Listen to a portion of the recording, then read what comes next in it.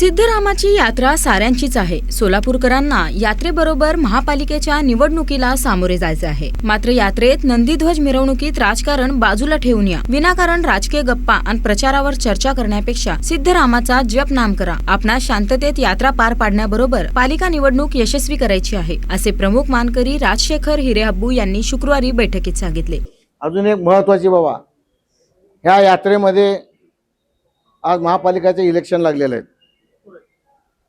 लागल्यामुळं माझ्या सर्व मानकऱ्याला आणि सगळ्या मास्तरांना एक विनंती आहे, या यात्रेमध्ये सर्वांनी यावं, सिद्धरामाच्या चरणी प्रार्थना करावं, त्याचं नामस्मरण करावं।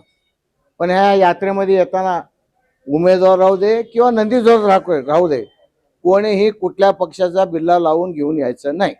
तुम्ही या इथं, अवश्य सगळे या इथं, सिद्धरामाच्या यात्रेला या, त्याचा आपण नामस्मरण यात्रा करू, पण कुठल्याही पक्षाचा बिल्ला लावून कोणीही येऊ नका। हिरेहब्बू म्हणाले, सध्या सोलापुरात निवडणुकीची धूम आहे। शनिवारी सकाळी शुक्रवार पेठेतील शेटेवाड्यातील योगदंड पूजनाने यात्रेतील 4 प्रमुख सोहळ्यांचा श्री गणेशा होणार आहे। सोमवार दिनांक 12 जानेवारी रोजी 68 लिंगांना तेलाभिषेक, 13 जानेवारी रोजी मंदिर परिसरातील संमती कट्ट्यावर अक्षताचा प्रमुख सोहळा पार पडणार आहे। 14 तारखेस होमविधी, 15 जानेवारी रोजी होम मैदानावर शोभेचा दारूकाम सोहळा पार पडणार असून 16 जानेवारी रोजी कप्पडकळीने यात्रेची सांगता होणार असल्याची माहिती मानकरी राजशेखर हिरेहब्बू यांनी दिली। निर्विघ्नाने पार पडणाऱ्या ग्रामदैवत शिवयोग सिद्धरामाची यात्रा उद्या दिनांक 12/1 पासून सुरू होत आहे।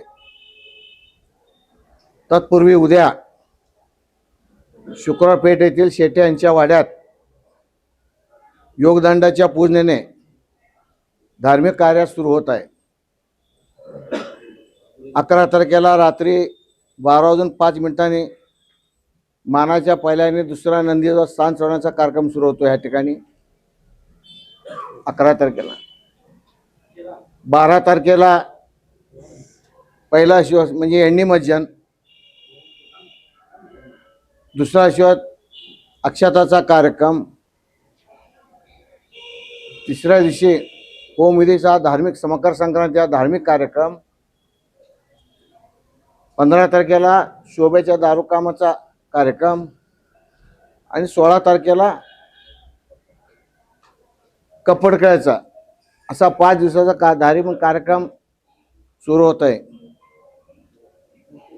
या यात्रेनिमित्त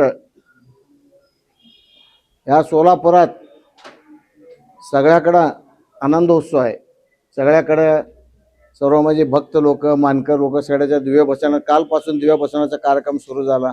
पत्रकार परिषदेस हिरेहब्बू मंडळींसह पंच कमिटीचे सदस्य तम्मा मसरे, सुरेश मेहत्रे, बाळासाहेब भोगडे, प्रकाश वाले, सोमनाथ मेंगाणे, बाळासाहेब मुस्तारे, नागेश भोगडे, सोमनाथ मेंढके, प्रसाद कुमठेकर, सुरेश कुरुलकर, मलकू मेहत्रे, मल्लीनाथ खुने, माजी नगरसेवक नागेश भोगडे, चिदानंद मुस्तारे, सोमनाथ भोगडे, सिद्धेश थोबडे आदी 7ही नंदीध्वजांचे मानकरी, मास्तर, यात्रेतील इतर विधींचे मानकरी उपस्थित होते। चिदानंद मुस्तारे यांनी आभार मानले।